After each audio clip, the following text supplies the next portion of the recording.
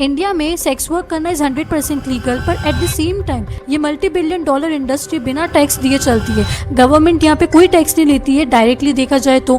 और even after 2022 जब supreme court ने इसे लीगलाइज कर दिया था, at the same time as per the immoral trafficking prevention act it is illegal.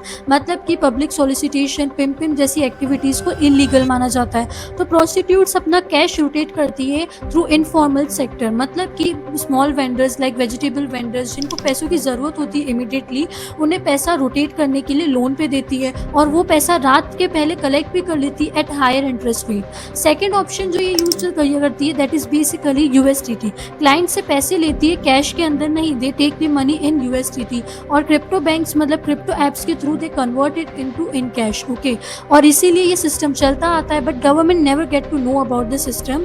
And also there is a bank operating in Kolkata named Usha Multipurpose Cooperative Bank that is made for the prostitutes and by the prostitutes। मतलब कि उन्हें loan देने के लिए व्यवस्था बनाई गई by this association, जहाँ पे लोगों को मतलब prostitutes को easily लोन दिया जाता है।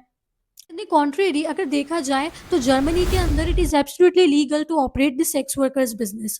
मतलब कि वेंडिंग मशीन्स के थ्रू सेक्स वर्कर अपनी एक टिकट कलेक्ट करती है दैट इज़ लाइक 6 यूरोज और 15 यूरोज के बीच में होती है बिफोर कंडक्टिंग दिस बिजनेस। और उस बिजनेस की वजह से यहाँ पे लॉग इन हो जाता है सिस्टम के अंदर, oh this person is going into this profession. Okay, और उस वजह से इन्हें लीगल राइट्स दिए जाते हैं बाय द गवर्नमेंट, लाइक है ना यू नो है ना legal rights like unemployment rights, medical rights, health insurance, pension funds and all these things they get just like any other legal citizen gets।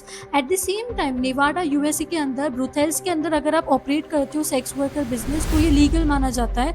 Even you won't believe like $150 billion revenue every year they are collecting, और इस revenue का utilization होता है in public infrastructure and also schools के अंदर। यहाँ पे इतनी हाई फीस कलेक्ट करी जाती है by the government for operating this business. देखा जाए तो अच्छा भी है। उसकी सिचुएशन देखी जाए तो ये कह सकते हैं कि किसी सिस्टम को बैन कर देने से उसका कैश फ्लो रुकता नहीं है, उस कैश फ्लो को डाइवर्ट करके ब्लैक मनी में ला दिया जाता है। सो इसीलिए यहाँ पे आपको क्या लगता है, should we really legalize this business और not? Let me know in the comment section and also follow the channel.